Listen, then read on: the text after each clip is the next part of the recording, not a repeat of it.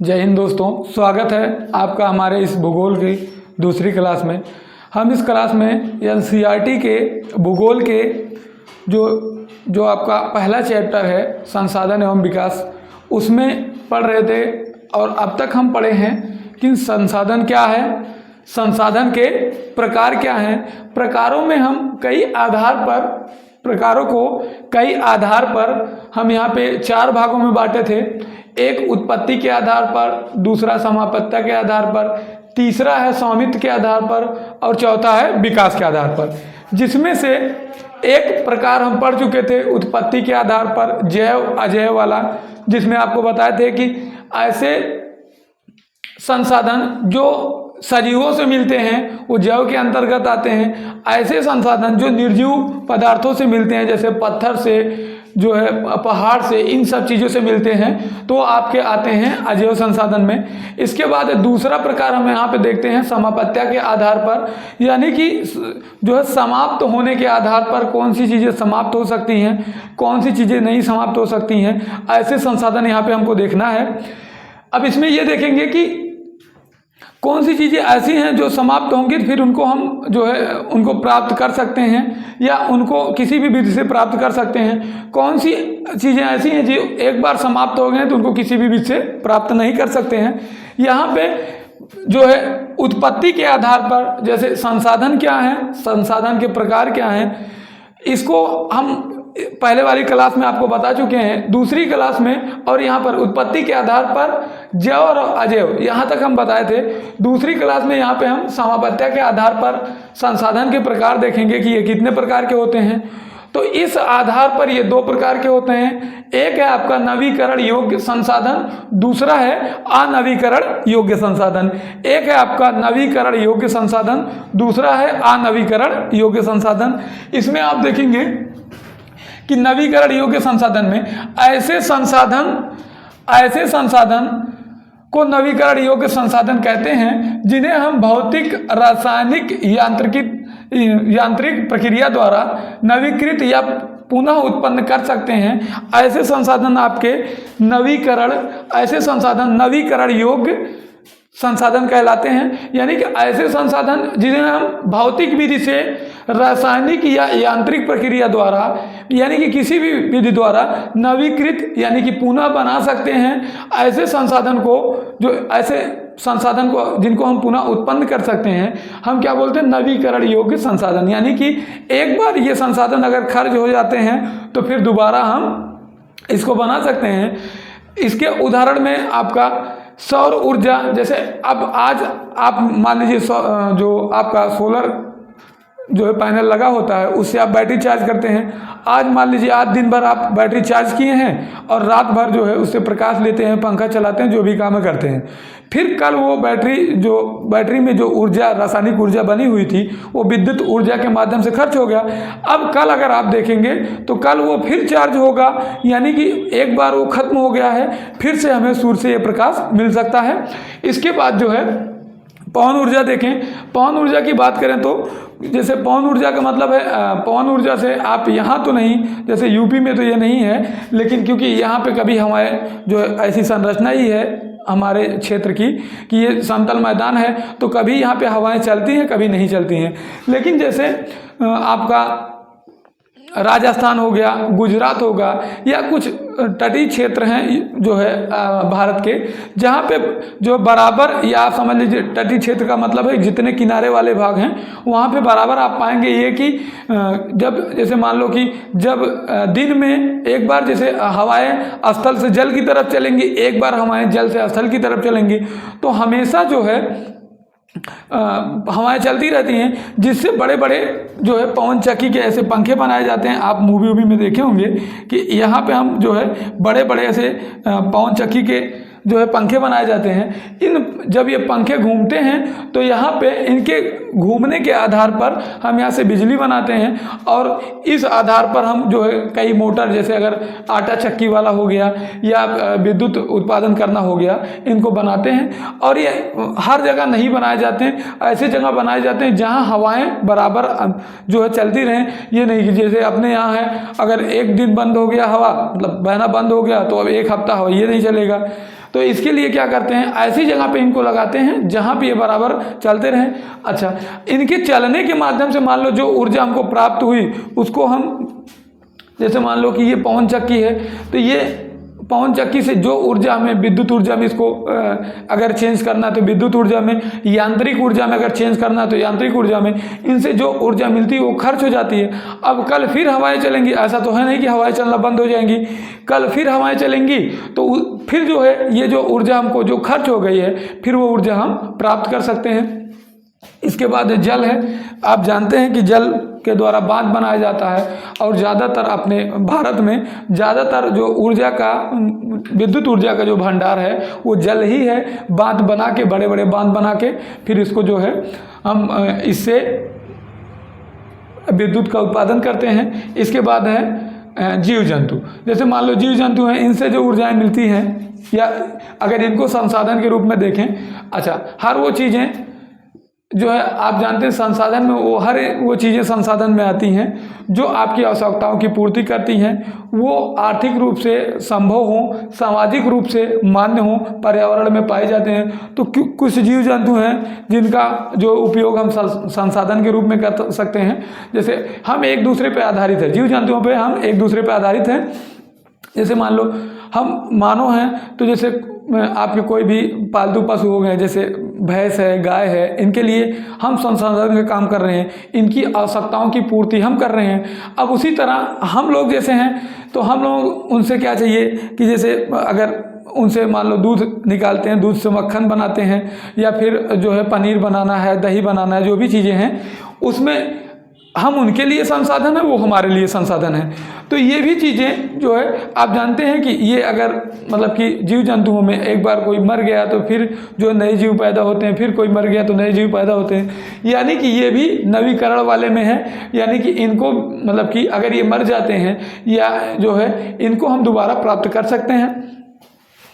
अब इसके बाद जो है अनवीकरण योग्य संसाधन में आते हैं। इसमें आपके ऐसे संसाधन आते हैं जिनको जो है ऐसे संसाधन जो खर्च हो जाते हैं तो उनको दोबारा हम प्राप्त नहीं कर सकते, या इनको प्राप्त करने में करोड़ों वर्षों जो है साल लग जाते हैं। तो ऐसे संसाधन को अनवीकरण योग्य संसाधन कहते हैं। वैसे तो ज़्यादातर अगर आप उस तरह से देखेंगे तो सभी संसाधनों को जो है हम नवीकृत कर सकते हैं, लेकिन ऐसे संसाधन, अब जैसे कोई संसाधन खर्च हो गया, अब ये करोड़ों या अरबों वर्ष बाद हमें मिले, तो ये हम जो है अब हमारा जो जीवन है वो 60 से 70 साल में सिमट जा रहा है।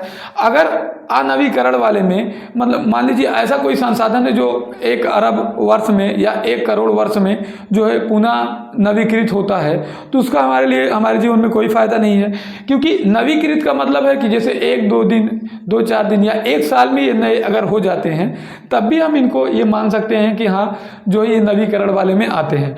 अब कुछ संसाधन ऐसे होते हैं जिन्हें हम किसी भी तरीके से नवीकृत नहीं कर सकते या पुनः जो है उत्पन्न नहीं कर सकते। इसमें जीवाश्म ईंधन आते हैं, धातु आते हैं। अच्छा, धातु में मान लो इन्हें कुछ जो हैं जिनको हम नवीकृत कर भी सकते हैं। जीवाश्म ईंधन है। जीवाश्म का मतलब है कि ये जो जीव जंतुओं से मिलके बने होते हैं, यानी कि जीव जंतुओं के जो अवशेष हैं उनसे मिलके बने होते हैं। आप जानते हैं कि जैसे पेट्रोलियम है, ये ज़मीन से खोद के निकाला जाता है, और ये ज़मीन में जो पेट्रोलियम बना है आप जानते हैं कि जीव जंतुओं या सड़े गले पदार्थों से जो लकड़ी है या कूड़ा करकट है, सबके सड़ने से और ताप और दाब ज़्यादा बढ़ने से तब जाके पेट्रोलियम का, और करोड़ों वर्षों में पेट्रोलियम का जो है निर्माण होता है, जिसका उपयोग, जैसे पेट्रोलियम है तो उसमें केवल पेट्रोल ही नहीं, जैसे पेट्रोल हो गया, आपका डीजल हो गया, गैसें हैं। इसके बाद जो है जैसे आपका मतलब इनसे जब इनका पेट्रोलियम का शोधन किया जाता है तो स्टेप वाइज ये हमको मिलते हैं कि पहले गैसें हैं, फिर मान लीजिए पेट्रोल है, फिर डीजल है, फिर कैरोसिन तेल है, ऐसे ये मिलते रहते हैं। फिर नीचे आते आते जो आपका चारकोल तक चले जाते हैं, जैसे जो अलकतरा आप बोलते हैं सबसे नीचे वाले में ये आ जाते हैं, इनका प्रयोग हम करते हैं। जीवाश्म का मतलब है कि ऐसे ईंधन जो जीवों के अवशेषों से बने होते हैं वो जीवाश्म हो जाते हैं। इसके बाद धातु वाले में धातुएँ जो हम निकाल रहे हैं, मान लो धातु कहीं से खोद के निकाले हैं, इनका उपयोग हमको करना है। धीरे धीरे ये टूट टूट के अलग हो जाते हैं, अलग हो जाएंगे तो ये अलग अलग एकदम अलग अलग टुकड़ों में मिट्टी में जाके मिल जाएंगे। अब मान लीजिए कहीं से हम कहीं खदान से, मान लो कहीं खदान से हम इसको खोद के निकाले हैं, मान लो लोहा निकाले हैं, इसका प्रयोग हम किसी यंत्र को बनाने में कर रहे हैं। बाद में ये जंग के कारण या किसी चीज़ के कारण ये छोटे छोटे महीन टुकड़ों में विभक्त हो गए। अब अगर ऐसा हो जाएगा तो इनको इकट्ठा करना और संसाधन के रूप में ले आना ये बहुत मुश्किल का काम होता है। यानी कि अगर हम कहें तो इनको लेके आना ये असंभव होता है, और ये तरीके जो है आप लगाएंगे या तो बहुत ज़्यादा समय लगेगा या इनका उपयोग करने का कोई फ़ायदा नहीं होगा, क्योंकि ज़्यादा समय लगेगा, ज़्यादा पैसा खर्च होगा, तो आर्थिक रूप से वो संभाव्य नहीं होगा। इसके बाद अगर हम देखें तो इसके बाद हमारा जो है अगला प्रकार है स्वामित्व के आधार पर। अगला प्रकार अगर हम देखें तो स्वामित्व के आधार पर व्यक्तिगत जो है संसाधन आ जाएंगे, सामुदायिक संसाधन आ जाएंगे। स्वामित्व के आधार पर व्यक्तिगत संसाधन जो है, सामुदायिक संसाधन, राष्ट्रीय संसाधन, अंतर्राष्ट्रीय संसाधन। इसके बाद अगला जो प्रकार है हमारा यही है, इसमें हम बात करते हैं। अब इसके बाद हम जो है तीसरा प्रकार देखते हैं। पहला हो गया, दूसरा हो गया, और तीसरा प्रकार है स्वामित्व के आधार पर जो है संसाधन के प्रकार। स्वामित्व के आधार पर यानी कि उस संसाधन पर किसका अधिकार है, कौन उसका स्वामी है, कौन उसका मालिक है, इस आधार पर हमको देखना है। इसमें है आपका व्यक्तिगत संसाधन, दूसरा है सामुदायिक संसाधन, तीसरा है राष्ट्रीय संसाधन, और चौथा है अंतर्राष्ट्रीय संसाधन। अगर हम व्यक्तिगत संसाधन में देखें तो व्यक्तिगत संसाधन किसे कहते हैं? स्वामित्व अगर निजी व्यक्ति के पास होता है, जिन संसाधनों का स्वामित्व निजी व्यक्ति के पास होता है, जिन संसाधनों का स्वामित्व निजी व्यक्तियों के पास होता है, उसको हम व्यक्तिगत संसाधन बोलते हैं। अगर जैसे आप देखें जो गांव के किसान हैं उनकी जो ज़मीन है उस पर उनका अधिकार है, जो गांव के किसान हैं उनकी जो ज़मीन है उन पर उनका अधिकार है। और इसके बाद जो है आपका जैसे कि आपका घर हो गया, उस पर आपका जो या आपके दादाजी के या आपके पिताजी के उनका निजी अधिकार होगा इसमें। अगर आप सामुदायिक संसाधन देख लें तो सामुदायिक संसाधन का मतलब ऐसा संसाधन जिसमें किसी पूरे जो है समाज विशेष का अधिकार हो, जिसमें किसी पूरे समाज विशेष का अधिकार हो, ऐसे में आपका सामुदायिक संसाधन आता है। अगर इसमें आप देखें सामुदायिक संसाधन में समाज एवं समुदाय के पास जिसका स्वामित्व रहेगा वो आपका सामुदायिक संसाधन में आएगा। इसमें आपका चारागाह, तालाब, पार्क, शमशान, कब्रिस्तान आदि हो सकते हैं। सामुदायिक वाले में ये किसी व्यक्ति विशेष का नहीं होता है, इस पर मतलब इसका उपयोग, इस संसाधन का उपयोग पूरे समाज के लोग कर सकते हैं। ऐसा नहीं है जैसे चारागाह है तो चारागाह ऐसा होता है कि इसमें पूरे गांव का या मतलब जहाँ के लोग वहाँ पे रहते हैं, वहाँ के निवासी, वहाँ पे एक गांव या दो गांव या 4-5 गांव के लोगों का जो एक विशेष चारागाह रहता है, वहाँ पे जो पशु होते हैं वो जाते हैं चरने। इसके बाद आपका तालाब हो गया, जैसे कहीं पे तालाब अगर कहीं पे है तो तालाब में आप जानते हैं आज पहले तो ऐसा होता कि तालाब जो है ज़्यादातर आपका सामुदायिक संसाधन में आता था, लेकिन अब अगर आप तालाब देखेंगे तो तालाब को हम दोनों में रख सकते हैं। इसमें आप तालाब को आप व्यक्तिगत वाले में भी रख सकते हैं और तालाब को आप जो है सामुदायिक वाले में भी रख सकते हैं। ये देखना होता है कि तालाब जो है को अगर आप स्वयं अपने जो है ज़मीन में या अपने यहाँ खुदवाते हैं तो आपका निजी स्वामित्व वाले में आ जाएगा, तो व्यक्तिगत संसाधन हो जाएगा। और अगर जैसे जो है जो मछली पालन हो रहा है, मत्स्य पालन हो रहा है, उसमें ज़्यादातर निजी का भी प्रयोग होता था। पहले जो तालाब होते थे उसमें सामुदायिक प्रयोग होता था। अब तो ज़्यादातर तालाब की जो खुदाई हो रही है निजी, फिर भी किन्हीं क्षेत्रों में अभी भी जो है तालाब का सामुदायिक रूप से, जहाँ पानी होने की दिक्कत है वहाँ पे तालाब का जो है सामुदायिक रूप से अभी प्रयोग किया जाता है। बाकी पार्क हो गए, पार्क जो है पार्क तो ज़्यादातर सामुदायिक होता ही है। या तो हम लोग जैसे अंबानी के घर के हैं तो भले अपने लिए एक स्पेशल पार्क बनवा सकते हैं, बाकी अगर पार्क रहेगा तो सामुदायिक होगा। इधर इसके बाद अगर हम शमशान देखें तो क्या आप शमशान घाट तो सामुदायिक व्यक्तिगत तो बनवाएंगे नहीं, कुछ लोग भाई बनवा सकते हैं कि पहले से जो है शमशान घाट अपने लिए कि मैं मरूंगा तो यहीं दफनाया जाऊंगा, इस कंडीशन में भले आप बनवा लें। या शमशान में आप जो है आप बता दें कि ये शमशान घाट जो है ये मेरा है, जब मैं मर जाऊंगा तो मुझे यहीं जलाना है, या ये कब्रिस्तान मेरा है, जब मैं मर जाऊंगा तो यहीं जलाना है। ये व्यक्तिगत तो आज तक तो मैं नहीं सुना, आप में से अगर कोई कर सकता है तो बड़ी अच्छी बात है कि शमशान को और कब्रिस्तान को दोनों को व्यक्तिगत बना दो। इसके बाद है राष्ट्रीय संसाधन। जो है राष्ट्रीय संसाधन में जो संसाधन होता है उसका स्वामित्व जो होता है राष्ट्र के आधार पर होता है। राष्ट्रीय संसाधन में जो संसाधन रहेगा उसका जो स्वामित्व रहेगा वो जो है राष्ट्र के ऊपर रहेगा। अब उसमें मान लीजिए कि कुछ संसाधन ऐसे होंगे जिसका उपयोग राज्य सरकार करेगी, कुछ संसाधन ऐसे होंगे जिनका उपयोग केंद्र सरकार करेगी। लेकिन अगर राज्य सरकार भी उनका उपयोग कर रही, उन संसाधनों का उपयोग कर रही है, तो जैसे राज्य सरकार अगर उन संसाधनों का उपयोग कर रही है तो उसको भी हम तो राष्ट्र मतलब कि राष्ट्रीय संसाधन में रखेंगे, क्योंकि राष्ट्र में ही तो राज्य है। इसलिए अगर राज्य सरकार करे या केंद्र सरकार भी कर रही है तो उसको हम जो है राष्ट्रीय संसाधन के अंतर्गत करते हैं। जैसे मान लीजिए कुछ ज़मीनें सरकारी हैं जो केंद्रीय स्तर पे मानी जाएंगी, जैसे मान लो एयरपोर्ट बनवाना हो गया या कुछ ऐसी चीज़ें हैं जो सरकारी या केंद्रीय विद्यालय बनवाने हो गए, तो उसमें जो ज़मीनें होंगी वो जो ज़मीनें खरीदी जाएंगी वो केंद्र के हिसाब से रहेगा। अगर जो है राज्य सरकार खरीदता है तो राज्य सरकार के हिसाब से रहेगा।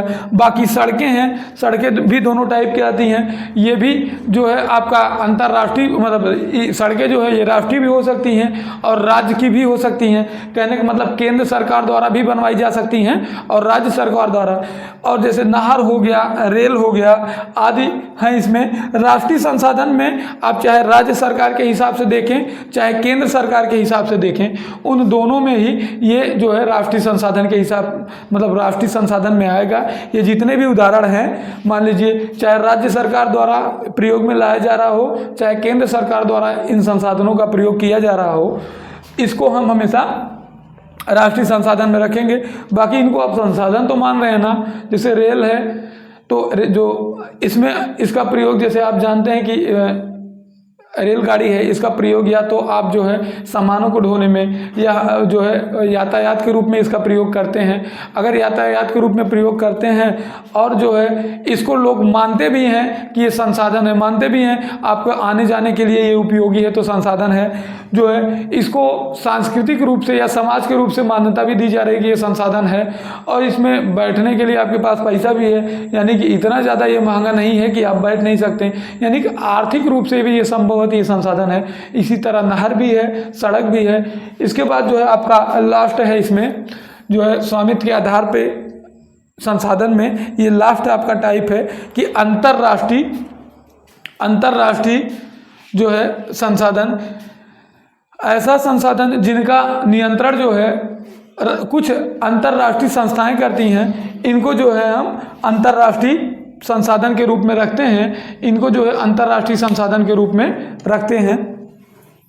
अंतर्राष्ट्रीय वाले में उस तरह से तो अगर आप उदाहरण देखेंगे तो मुझे सबसे सही उदाहरण ये समुद्री क्षेत्र वाला लगा कि समुद्री क्षेत्र अंतर्राष्ट्रीय होते हैं। जो है इसमें आप देखेंगे कि जो है समुद्री जो क्षेत्र होते हैं उसमें जैसे मान लीजिए ये अपना भारत है, यहाँ श्रीलंका लगा हुआ है, मान लो श्रीलंका यहाँ बगल में ऐसे लगा हुआ है, श्रीलंका बगल में लगा हुआ है। अब इसमें आप पाएंगे कि जो है यहाँ पे आपका जो कुछ क्षेत्र जो होता है वो जिस देश के किनारे रहेगा उसी देश का होता है। बाकी इधर वाला जो क्षेत्र रहता है, इधर वाला जो क्षेत्र रहेगा आपका, ये अंतर्राष्ट्रीय में आ जाता है। यानी कि अगर आप मान लो कि इसके अंतर्गत है, यानी कि जो भी चीज़ें आपको जैसे मछली पालन करना है या पर्यटक रूप में है या किसी को जैसे समुद्र में घूमने के लिए लोग जाते हैं, तो एक निश्चित एरिया आपका बटा हुआ होता है कि इसी एरिया के अंतर्गत आप जाएंगे। अगर इससे बाहर जाते हैं तो आप अंतर्राष्ट्रीय वाले मतलब कि अंतर्राष्ट्रीय समुद्री जो है समुद्र में क्षेत्र में चले जाते हैं। और अगर इस कंडीशन में आप मान लीजिए पकड़े गए या अंतर्राष्ट्रीय स्थान पे जाते हैं तो आप पकड़े जाएंगे, तो आपको अंतर्राष्ट्रीय संस्थाओं के आधार पर जो दंडित किया भी जा सकता है कि अगर आप जो है यहाँ अंतर्राष्ट्रीय स्थानों पे घूमते हैं या किसी भी जो जैसे मान लीजिए कोई भी राष्ट्र है वो अंतर्राष्ट्रीय समुद्री क्षेत्र में जैसे मतलब कि कोई प्रयोग कर रहे हैं या मतलब कि कोई मिसाइल बनाए हैं उसका उपयोग कर रहे हैं कि मतलब ये चेक करने के लिए कि ये सही बना है कि नहीं बना है ना, या परीक्षण करते हैं, तो वो जो करना है आपको वो अपने यहाँ आप कीजिए, अपने क्षेत्र में कीजिए। और इन जो आपके नज़दीकी मतलब जो आपका राष्ट्रीय क्षेत्र के अंतर्गत आता है समुद्री जो क्षेत्र, उसमें आपको मतलब सब चीज़ों का ध्यान देना है कि ज़्यादा प्रदूषण ना हो या किसी कारण मछलियाँ ना मरें। यानी कि अगर ऐसा कुछ भी होता है, आप ज़्यादा प्रदूषित करते हैं, तो अंतर्राष्ट्रीय संस्थाएँ जो होती हैं अपने हिसाब से ये मानक बनाए रहती हैं कि और जो है उस जो आपका राज्य रहता है या जो राष्ट्र रहता है उस पर उनको दंडित भी किया जाता है कि उन पे जुर्माना लगा दिया जाता है कि जो है आप ऐसा क्यों कर रहे हैं। इसके बाद है हमारा लास्ट प्रकार है विकास के आधार पर संभावी। विकास के आधार पर अगर संसाधन के प्रकार देखें तो संभावी संसाधन हो जाएंगे विकसित संसाधन, भंडार संसाधन और संचित कोष।